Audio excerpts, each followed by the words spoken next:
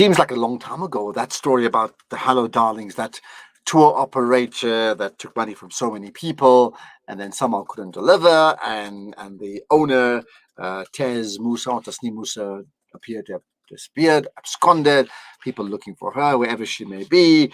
But the bottom line is they don't have what was promised, and they also don't have their money back. Well, certainly the vast majority in terms of numbers given, like,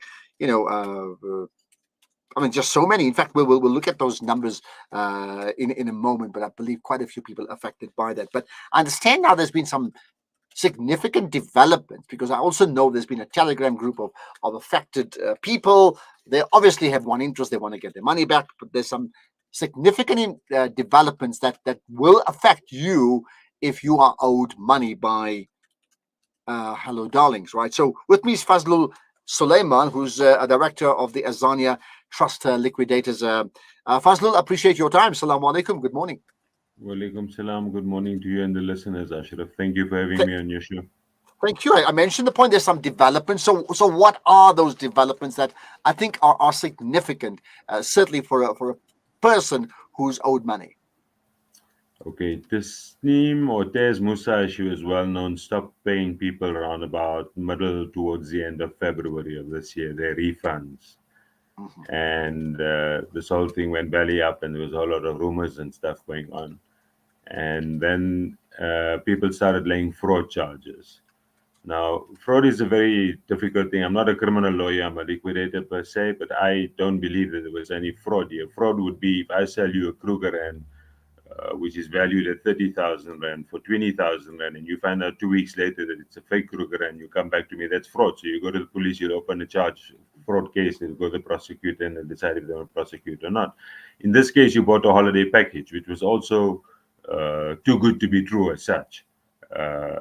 A package worth 100,000 Rand was being sold to you for 25,000 Rand. Whether it will constitute fraud or not, I don't know. My personal belief is, in my opinion, from my experience in the past, that will form a civil case, but that's another story altogether. Then we were waiting for a liquidation application. Everybody was preempting a liquidation application. A liquidation application can take place in two ways. Your creditors can go to court, apply for your liquidation. You normally liquidate a company and you would sequestrate a person. She was trading. She was Human Academy something, trading as Hello Darlings, and her name is Tez Musa. So ideally, one would like to because it was a travel agency and it was personalized service. I would like to see her sequestrated as well as Hello Darlings or Human Academy liquidated. Nobody was willing to bring this application because nobody was prepared to pay the money. And it makes sense because most people were owed the requisition and the support that I got to be able to be appointed as one of three liquidators. Were in the region of 50, 60, 80. There was one or two of 250, 300,000 Rand. Now, you're not going to spend 50,000 Rand to chase 10,000 Rand. Yeah, absolutely. But alhamdulillah, she brought her own, what we call a voluntary liquidation. Okay. And that went through, and we submitted our forms to the master last week, and it was submitted to the wrong office. It finally got to the right office, and myself, Van Rooyen, and the lady, I forget her first name, her surname is Mohammed, was appointed as a PDI. Now, the master on a big matter like this would never make a single appointment. How they work is the number of forms you submit, the value on those forms of the claims. So the highest number, if I submit 100 forms and you submit 10 million Rand in value, you and I will get the liquidation. And then they appoint always a PDI, previously disadvantaged individual. Okay. So the three of us have been appointed. We did have a telecon last week. Van Rooyen is on holiday, he's back next week. So we're going to have a meeting and decide who's going to do the admin and take the way forward. But the whole process is going to be a long process. From here on, we're going to now ask for bank statements. She's appointed a company to do a forensic investigation on her affairs personally to show that she hasn't stolen money. But there's lots of rumors going around that she did Havala, if you understand what Havala is. It's the easiest way of taking money out. Havala is the easiest way of taking money out when you're a travel agent, because you say you're paying foreign airlines and foreign hotels. So you charge a small percentage and I take money out of the country for you because your allowance is only 1 million Rand. There's a lot of a rumor that she bought properties in Dubai, in Bahrain, in Turkey. I know of one property that she bought from Damak and she sold about a month ago for 1.5 million dirhams, which was on a personal name. We've got 2 years of her personal FNB bank statements by chance. We've now applied and we've written to all the major banks to say all debits must stop, but all credits can come into the account. So I think personally, from the little bit that we know at the moment, we will see some money. Maybe not a lot, but we will see some money.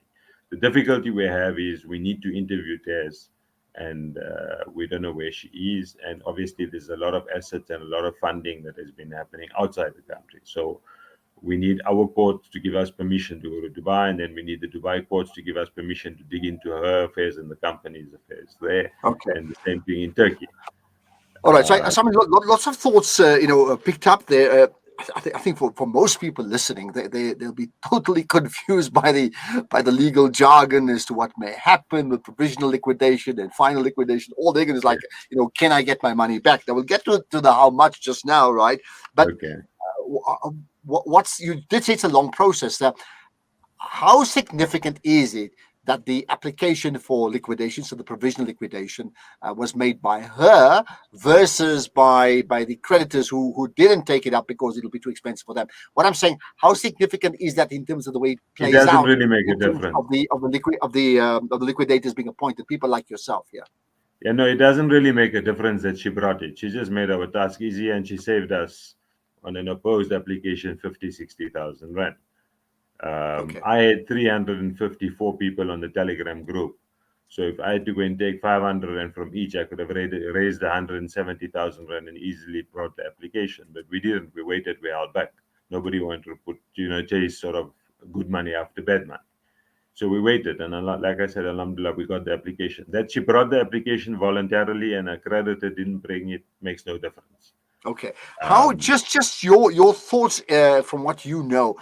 What is the value of the issue? How many people affected, and what's the rand value approximately?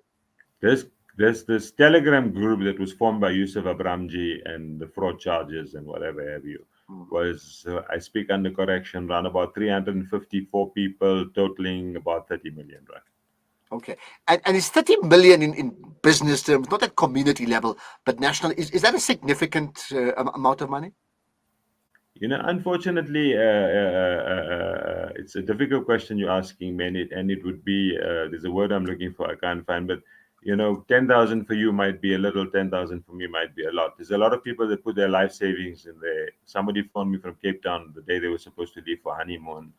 Uh, some people always wanted to go overseas or sit on a plane or go to Maldives and never had the opportunity, and now they got the opportunity, so they took their life savings and they put it there. So it's irrelevant. The word I was looking for is relevant. Yeah. Yeah, no, A guy fair, who's fair worth a enough. million rand lost 100,000 rand. It's 10% of his wealth. A guy who's Okay. worth 20,000 loses 24,000. He lost 99% of his wealth. I So think I think the more important issue, and this is maybe the bigger concern for the people on the Telegram group, up to the time that the provisional liquidation application is put in, right? There's nothing stopping someone approaching Tez on her own, and Tez in her own goodwill or through her cousin or auntie or someone said, "Listen, yeah, I owe you 50,000. Just take the money and just move on." I mean, that can happen. Now, my understanding of that how would it be works. illegal That, because now she's in liquidation. So, no, but so that's what that I'm would be saying. No, what no, we I'm saying. call a preference creditor. No, but that's what I'm saying. I'm saying prior to that, that could have happened, Yeah, right? And that, in yeah, fact, may have happened already, right? yes, In the period yes. of It has February or happened. I whatever. know a few instances where it has Okay, happened. Yes, but now that can't happen. So everybody has to stand in line, right? right. And I mean, as you've said, it's total assets versus total creditors, and see what Not happens. only, sorry, just to No, butt in there, not only can that not happen, I can go back 2 years now as a liquidator and reverse all those transactions because okay, they were preferred. Why did she pay you and not me? Or why did she pay me and not you? Because you are her okay, cousin or I'm her friend. yeah, So all right, all those transactions can be reversed. Another thing that came to light on the Telegram group, there were three women who, there was a lady who said she borrowed her 200,000 and she was getting a return of 20,000 a month. okay, So I said to her, "How did you meet Tez and how did this whole thing? Did she approach you or did you approach her?" She said, "No, it was my mother." Are you there? Sorry, Ashraf, I can't see Yeah, you. I'm listening. Go ahead. Okay. Yeah. She said it was her mother and her sister who borrowed her money and were also receiving a 10% return. My words to her were, you better hope that I am not appointed liquidator because I'm coming first after you, your mother, and your sister. 10% a month when prime is 7%, and if you invest your money in a call account today, you earn 3% per annum. 10% a month equates to 120% per annum. That is more than riba, more than usually. So all those transactions need to be reversed. So I still believe that we would recover at least 20, 30, 40 cents in the rand, yes. Okay. But that So is so all 20. hypothetical. Don't hold it to me. It's just my All my right, my but my yeah, prima I facie understand, view of and what I maybe this is the part that matters most to those who've been affected, right? Uh, exactly. I think historically, 30, 40 cents in the rand is quite substantial. Often It you'll get is. an estate that's like 5 cents in the rand type of situation, which means Yes. at 100,000, at 40 cents in the rand, they'll get 40,000. If it's 5 cents, they'll get 5,000 rands, Exactly. right? Uh, Exactly. which does suggest that by and large, to a large degree, when the money does come, it's just going to be bonus money. It cannot ever get near to be able to recover the losses incurred, No, right? no. Nobody's going to receive 90 cents in the rand. That's for sure. Yeah. The other thing also we got to, you see, the other thing we got to do is we got to analyze those bank statements and make sure that this was not a Ponzi scheme. If she was paying people 10 cent, I mean 10% interest a month is 120% per annum, it would amount to a Ponzi scheme. So all those monies need to be reversed. All those monies need to come back into the pool and then be redistributed proportionately. Everything happens proportionately. A lot of questions have been asked about the liquidators' fees. Now, liquidators' fees are set by the master. I get 6%, or rather, three of us, myself, Van Rooyen, and this Mohammed, will get 6% of what we recover, and 10% if we sell Hello Darlings as a going concern, which is highly impossible. I mean, the negative connotation to Hello Darlings is not going to attract any goodwill. So we're not going to sell it as a going concern. So our fees are set by the master. If we do extra work, we ask for special fees. The master sets the fee. I can't just write a check to myself for 100,000 rand fees. No. I can apply to the master and say, listen, I flew to Turkey and I repossessed two properties worth 250,000 rand. I think it's fair that I get 50,000 rand. Master will say, no, it's worth 20,000. Okay, all right, it's fine. It's worth 50,000. We'll give you the 50,000. So I work Okay. for my money. It's not Yeah. free Yeah. money. Got that. Okay. Two things. Ibrahim Kaka asking a question on Facebook saying, "Is there going to be a Section 417 inquiry?" Just explain that. Most probably. And the Section 417 is essentially an inquiry.